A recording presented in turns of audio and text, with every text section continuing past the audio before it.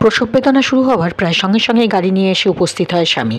পাকা রাস্তা, তবু মনে হয় যেন কোনো আলপথ।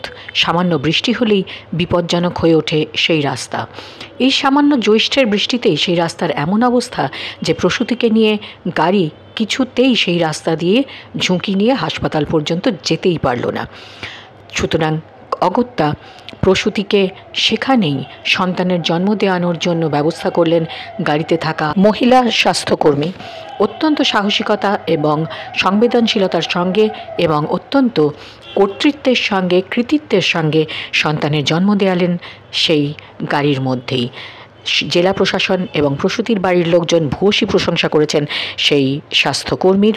আর আমরা চাই সেই মা এবং সেই স্বাস্থ্যকর্মী এবং সন্তান সকলেই যেন ভালো থাকেন।